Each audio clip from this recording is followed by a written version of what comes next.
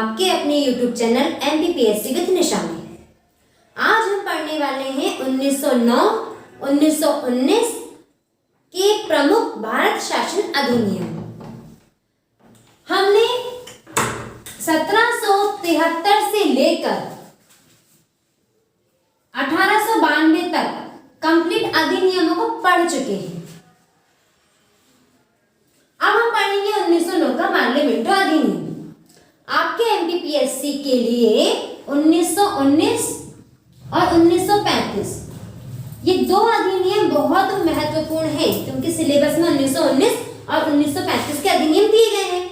लेकिन यदि हम डायरेक्ट 1919 अधिनियम को पढ़ते तो हमको हमारे संवैधानिक विकास का पता नहीं चलता कि हमारे संविधान का विकास कैसे हुआ है। इसीलिए हमने 1973 से शुरुआत की और कुछ बहुत ही इंपॉर्टेंट फैक्ट को लेकर पढ़ा।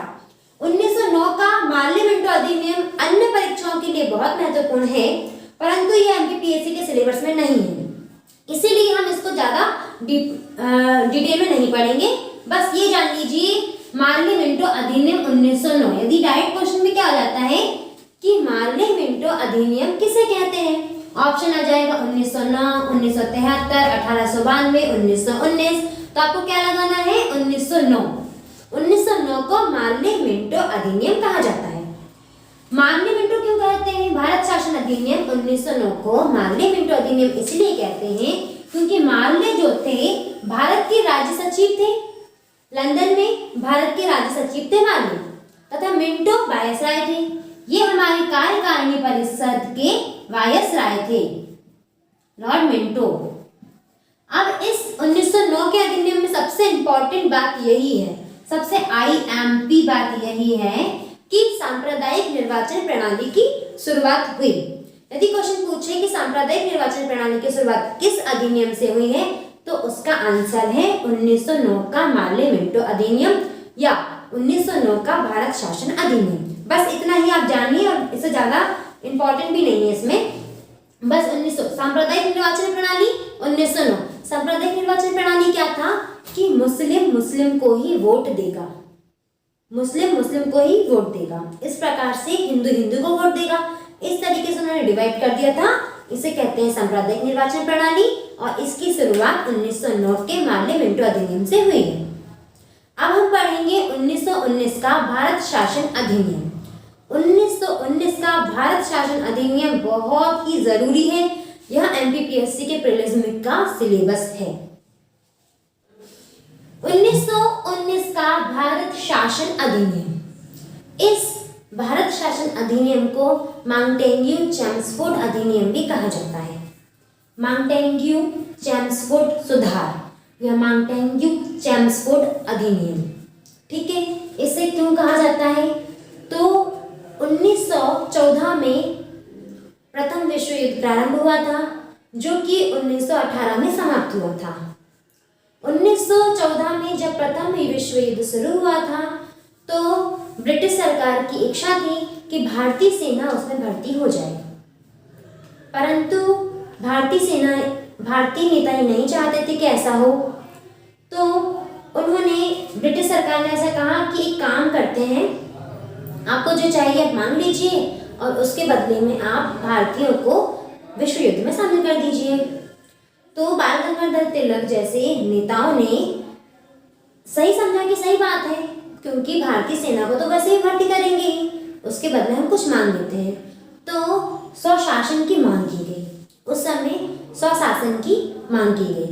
लेकिन जब 1919 का भारत शासन अधिनियम आया तो उसमें उन्होंने हमें स्वशासन नहीं दिया। उसके विरोध में कई आंदोलन भी चलते रहे। जलियांवाला बाग हत्याकांड हुआ, रॉलेट एक्ट हुआ, बहुत कुछ होता रहा। फाइनली 1919 भारत शासन अधिनियम का बहुत तरीके से विरोध हो रहा था।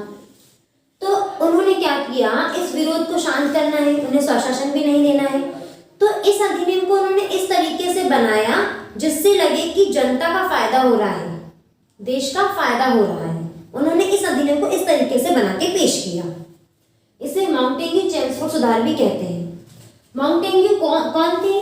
मांटेग्यू थे भारत सचिव। भारत के राज्य सचिव जो कि लंदन में बैठते थे। ये कहाँ बैठते थे? लंदन में बैठते थे। माउंटेन्यू कहाँ बैठते थे? ये लंदन में बैठते थे, ठीक है। और चेम्सफोर्ड कौन थे? तो ये हमारे वायसराय थे। ये हमारे वायसराय थे। वायसराय तो आपको पता ही है, केंद्रीय विधान परिषद में बैठते थे और इनके साथ काम करने वाले इनके सहायक भी होते थे, ठीक है। तो इस अधिनियम में सबसे ज्यादा इंपॉर्टेंट फर्स्ट टॉपिक, केंद्र को द्विसदनात्मक बनाया गया।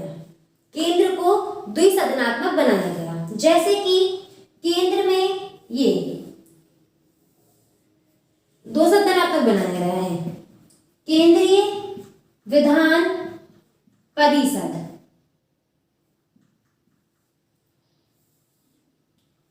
इसको दो भागों में बांट दिया, एक अप्रत्यक्ष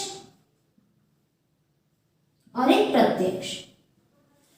इसके तहत दो भागों में इसको बांटा है, एक है आपका राज्य परिषद और एक है केंद्रीय विधान परिषद। तो केंद्रीय विधान परिषद तो ये है, फर्स्ट दो भागों में बांटा है, द्विसदनात्मक बनाया इसे। केंद्रीय परिषद तो ये है और इसका जो सेकंड है वह प्रांतों में है, राज्य परिषद, भारतीय राज्य परिषद।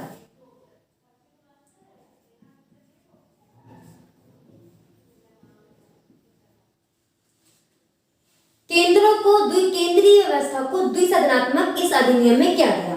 फर्स्ट था केंद्रीय विधान परिषद और दूसरा था राज्य परिषद। जो राज्य परिषद थे इसके सदस्यों का जो कार्यकाल वो 5 वर्षों का होता था और केंद्रीय विधान परिषद के सदस्यों का कार्यकाल 3 वर्षों का होता था, ठीक। अब उन्होंने क्या किया, जो राज्य परिषद थी, मतलब जो प्रांतों में जो परिषद बनाई थी उन्होंने, उसको पुनः दो भागों में बांट दिया। इसके जो विषय थे, ये क्यों किया उन्होंने? इन्होंने क्या किया कि विषयों की सूची बना ली, विषयों की सूची बना ली। जैसे कि अपन को ये सूची बना ली विषयों की, ये कुछ विषय इनके, कुछ विषय इनके, तो कुछ विषय केंद्र के और कुछ विषय राज्य के। जैसे आज भी है कि कुछ चीजें केंद्र सरकार का पूरा अधिकार होता है और कुछ पे राज्य सरकार का होता है और कुछ पे दोनों का होता है। जैसे कि रेलवे पूर्णतः केंद्र सरकार की है ना। डाक व्यवस्था केंद्र सरकार की है और दोनों की शिक्षा हो गई दोनों की, ऐसे कुछ कुछ चीजें दोनों की है और कुछ राज्य सरकार की और कुछ केंद्र सरकार की है। उस समय भी 1919 के अधिनियम में भी यही हुआ, उन्होंने विषयों की सूची बना ली और विषयों की सूची के हिसाब से जो केंद्र का कार्यभार था आधा किस पे दे दिया उन्होंने? राज्य पर दे दिया, प्रांतों पर दे दिया। आधा काम किसको दे दिया? प्रांतों पर। लेकिन पूर्णतः नियंत्रण किसका था? केंद्र का था। केंद्र सरकार ने क्या किया, सभी की सभी जितने भी महत्वपूर्ण विषय थे उनको दो भागों में बांट दिया। कुछ को केंद्र सरकार संभालेगी और कुछ को प्रांतीय सरकार संभालेगी। इससे क्या हुआ, भारतीयों को समझ में आया कि चलो कुछ हिस्से में तो हमको नियम बनाने के अधिकार मिले हैं, बाकी तो केंद्र ही बना रही थी। पहले तो ऐसा कुछ नहीं था, दो सदन नहीं थे। लेकिन 1919 के भारत शासन अधिनियम में केंद्र को द्विसदनात्मक बनाया गया है। इसका मतलब जो केंद्रीय विधान परिषद था उसको दो भागों में बांट दिया गया, एक राज्य परिषद और दूसरा केंद्रीय विधान परिषद। अब दो भागों में बांट दिया गया है तो केंद्र का थोड़ा सा नियंत्रण कम हुआ है प्रांतों पर से, मतलब प्रांत अपने विषय पर नियम बना सकते हैं उन्हें ऐसा। अब उन्होंने क्या किया, प्रांतों में भी दोहरा शासन ला दिया। पहले तो केंद्र को द्विसदनात्मक बनाया। इसको एक छोटे से एग्जांपल से हम समझ सकते हैं। जो संसद है, जैसे हमारे यहाँ संसद है, संसद किससे मिलकर बनती है? अपनी राष्ट्रपति से, लोकसभा से और राज्य सभा से। इन तीनों से मिलकर क्या बनती है? संसद बनती है। इन तीनों को यदि मिला दिया जाए तो हमारी संसद बनती है। उसी प्रकार 1919 के भारत शासन अधिनियम माउंटेन्यू चेम्सफोर्ड अधिनियम में केंद्र को द्विसदनात्मक बनाया गया था। केंद्र को द्विसदनात्मक बनाने के बाद जो प्रांत होते थे, आपको इससे पहले वाली वीडियो में मैंने बताया है कि जो प्रांत होते थे, जैसे पूरा पावर अभी नरेंद्र मोदी है, अपने प्रधानमंत्री नरेंद्र मोदी, उनके हाथ में है।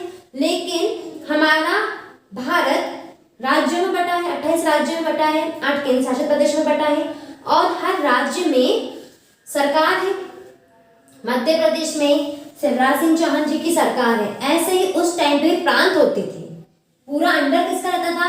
केंद्र सरकार का, लेकिन उसके अंतर्गत उन्होंने प्रांतों में बांट के रखा था। तो प्रांतों में जो भी प्रांत थे, तो प्रांतों में द्वैध शासन प्रणाली लाई गई। प्रांतों में क्या लाई गई? द्वैध शासन प्रणाली। प्रांतों में द्वैध शासन प्रणाली लाई गई। इसके अंतर्गत क्या किया उन्होंने? जो विषय पहले तो 2 विषय में बांटा था, केंद्र के थे और प्रांत के थे, और जो प्रांत को जो विषय दिए थे उसको पुनः 2 भागों में बांट दिया। एक था आपका आरक्षित मामला और एक था हस्तांतरित मामला। 2 भागों में इसको बांट दिया, ठीक है? एक आरक्षित मामला और एक हस्तांतरित मामला। आरक्षित मामले में पुलिस, जेल, भूमिकर, सिंचाई, वन, ये सब आरक्षित मामले में रखे गए। पुलिस, जेल, भूमिकर, सिंचाई, ये सब आरक्षित मामले में रखे गए तथा शिक्षा, स्वास्थ्य, पुस्तकालय, इस टाइप के मामले हस्तांतरित मामले में रखे गए। इस तरीके से प्रांत में द्वैध शासन प्रणाली शुरू हुई। तो प्रांत में द्वैध शासन प्रणाली के जनक थे आपके लियोनस कार्टियस। लियोनस कार्टियस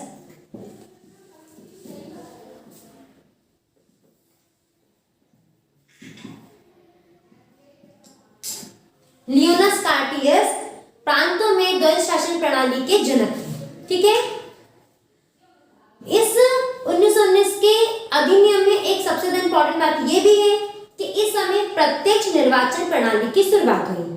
हमने इससे पहले पढ़ा था कि 1892 के अधिनियम में प्रत्यक्ष अप्रत्यक्ष 1892 के अधिनियम में अप्रत्यक्ष निर्वाचन प्रणाली प्रारंभ हुई थी और 1919 के भारत शासन अधिनियम में प्रत्यक्ष डायरेक्ट वोटिंग प्रत्यक्ष निर्वाचन प्रणाली की शुरुआत हुई, ठीक है? एक फैक्ट और कि इसी में महिलाओं को पहली बार वोट देने का अधिकार मिला। महिलाओं को पहला टॉपिक तो कि प्रांतों में द्वैध शासन, सेकंड जो आपकी केंद्र थी उसको द्विशासनात्मक, दूसरा पॉइंट, तीसरा कि प्रांतों में द्वैध शासन जो प्रणाली थी उसको 2 भागों में बांटा, एक आरक्षित और एक हस्तांतरित, फोर्थ प्रत्यक्ष निर्वाचन प्रणाली, प्रत्यक्ष निर्वाचन प्रणाली, फिफ्थ महिलाओं को पहली बार वोट देने का अधिकार मिला। प्रांत में द्वैध शासन प्रणाली के जनक लियोनस कार्टियस। इस समय अच्छा माउंटेन्यू चेम्सफोर्ड सुधार कहते हैं। माउंटेन्यू कौन है? भारत के राज्य सचिव जो कि लंदन में बैठते हैं। चेम्सफोर्ड कौन है? भारत के वायसराय थे, ठीक है? और जो माउंटेन्यू थे लंदन में बैठते थे, उनको एक और नियुक्ति करने का अधिकार मिल गया। उन्होंने एक नियुक्ति और कर दी, वो थी आपके महालेखा परीक्षक। महालेखा परीक्षक, महालेखा परीक्षक की नियुक्ति की गई। महालेखा परीक्षक अभी आर्टिकल 148 में है और एनटीपीएससी 2020 का क्वेश्चन था। महालेखा परीक्षक के कर्तव्य पूछे गए थे जो कि काय में है 149 अनुच्छेद में है। बहुत सारे बच्चों के गलत हो गए थे 148 के कारण, बट उसका आंसर 149 था कि महालेखा परीक्षक 149। तो महालेखा परीक्षक की नियुक्ति भी 1919 के भारत शासन अधिनियम के तहत ही हुई थी और इतने सारा इंपॉर्टेंट है इस अधिनियम में, इसीलिए एमपीपीएससी ने चुना अपने सिलेबस में। महिला को वोट देने का अधिकार मिल रहा है, महालेखा परीक्षक की नियुक्ति हो रही है, प्रांत में द्वैध शासन आ रहा है, प्रत्यक्ष निर्वाचन प्रणाली हो रही है और केंद्रीय संघ लोक सेवा आयोग, केंद्रीय लोक सेवा आयोग, संघ उस समय नहीं लगा था। अभी हम क्या बोलते हैं? यूपीएससी को लोक सेवा आयोग बोलते हैं, यूपीएससी को बोलते हैं लोक सेवा आयोग। लेकिन उस समय 1919 1926 में 1919 के अधिनियम के तहत 1919 के अधिनियम के तहत 1926 में ली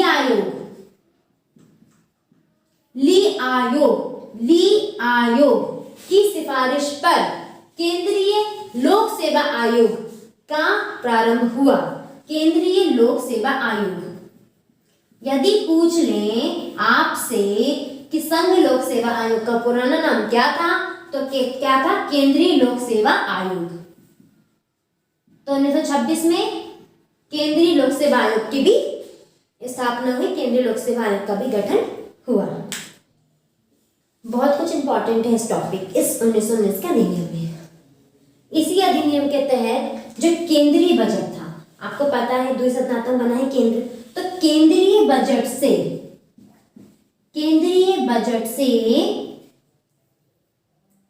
राज्य बजट अलग कर दिया गया। केंद्र के बजट से राज्य बजट को अलग कर दिया गया।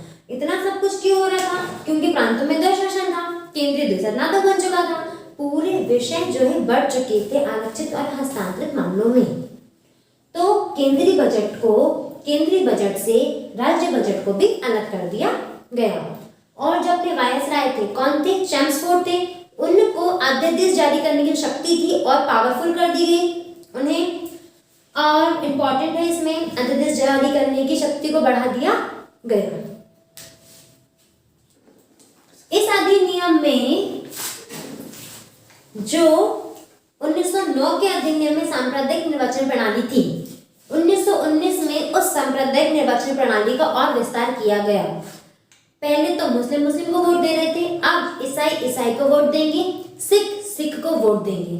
तो सांप्रदायिक निर्वाचन प्रणाली को और विस्तारित किया गया। इस समय इंग्लैंड के प्रधानमंत्री लॉर्ड जॉर्ज थे। इंग्लैंड के प्रधानमंत्री कौन थे? लॉर्ड जॉर्ज थे। ठीक है। 1919 के भारत शासन अधिनियम में इतना ही इंपॉर्टेंट था जो मोस्टली था। और एमपीपीएससी के जो एमसीक्यूज बनेंगे इस टॉपिक को लेकर, या जो इसमें आज छूट गया है उसे मैं एमसीक्यूज में कवर करवा दूंगी, जो आपकी नेक्स्ट वीडियो में होगा, जो कि आपकी नेक्स्ट वीडियो में सारे एमसीक्यूज में इस टॉपिक के लेकर आऊंगी। जो प्रीवियस ईयर्स के क्वेश्चंस थे उनमें से कैसे कैसे क्वेश्चंस पूछे गए हैं वो सब आपको नेक्स्ट वीडियो में मिल पाएंगे। आज के लिए इतना ही। Thank you.